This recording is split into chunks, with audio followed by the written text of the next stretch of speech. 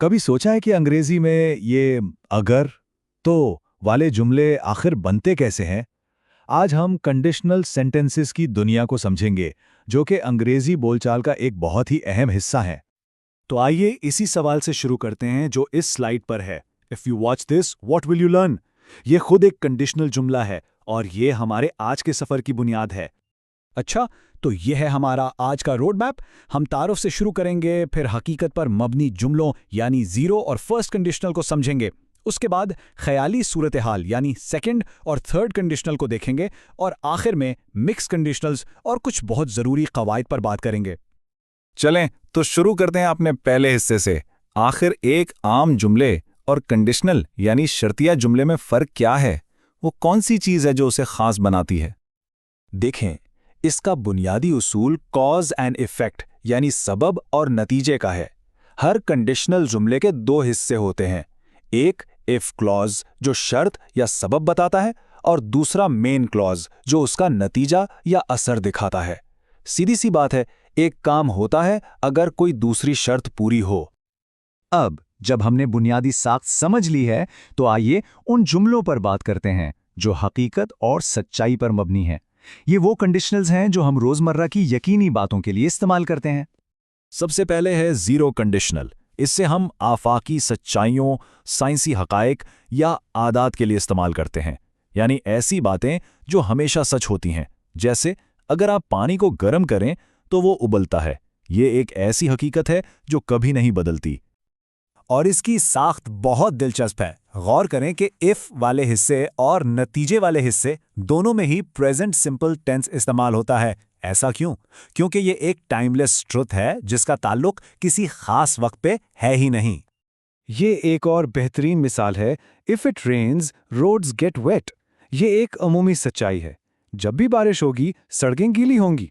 ये एक प्रिडिक्टेबल, एक यकीनी नतीजा है। अच्छा, जीरो कंडीशनल तो उन बातों के लिए है जो हमेशा सच होती हैं। लेकिन क्या हो अगर हम मुस्तकबिल के किसी मुमकिना वाक़े के बारे में बात करना चाहें? इसके लिए हम फर्स्ट कंडीशनल इस्तेमाल करते हैं। यहाँ साख्त में एक अहम तब्दीली है। इफ क्लॉज अभी प्रेजेंट सिंपल में है, लेकिन मेन क्लॉज में हम मुस्तकबिल की बात करने के लिए विल का इस्तेमाल करते हैं।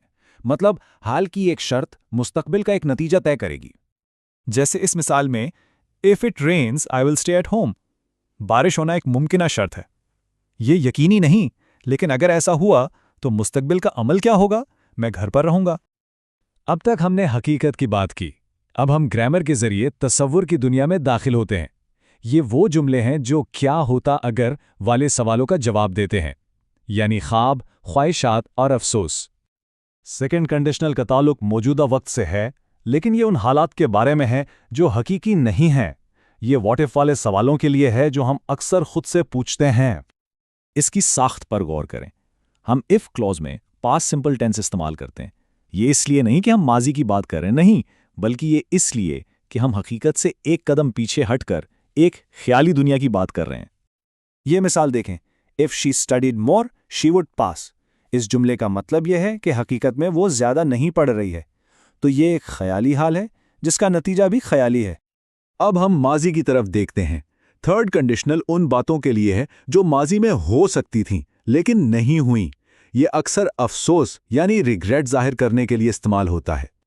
माजी की एक ऐसी हकीकत को बयान करने के लिए जिससे बदला नहीं जा सकता, हमें एक पेचीदा साख्त की जरूरत है।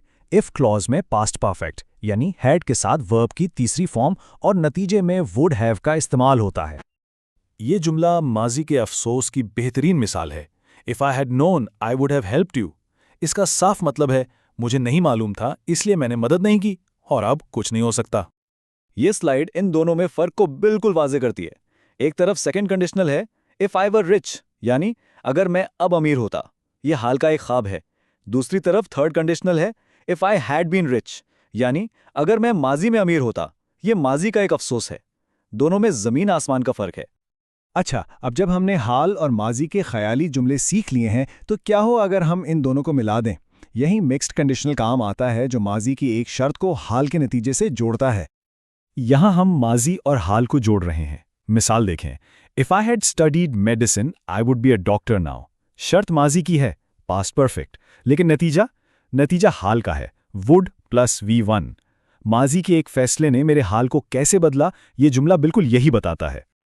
चलें, आखिर में आइए कुछ अहम नुकात और आम गलतियों पर नज़र डालते हैं, ताकि इन जुमलों को एतमाद के साथ इस्तेमाल किया जा सके। ये 4 अहम कवायद याद रखें। पहला, अगर इफ क्लॉज पहले आए तो कॉमा इस्तेमाल करें। दूसरा, अनलेस का मतलब इफ नॉट होता है। तीसरा, सेकंड कंडीशनल में हमेशा वर इस्तेमाल होता है, चाहे सब्जेक्ट कोई भी हो। और सबसे अहम, इफ क्लॉज में कभी विल इस्तेमाल ना करें। ये सबसे आम गलती है। अक्सर लोग कहते हैं इफ आई विल गो। ये बिल्कुल गलत है। याद रखें, इफ और विल एक ही क्लॉज में दोस्त नहीं है। सही जुमला है इफ आई गो। तो अब बारी है सोचने की। अगर अपने मुस्तकबिल के बारे में एक जुमला लिखना हो तो कौन सा कंडीशनल इस्तेमाल करेंगे? अपने ख्वाबों और मंसूबों के बारे में सोचें और जो आज सीखा है इसे इस्तेमाल में लाएं।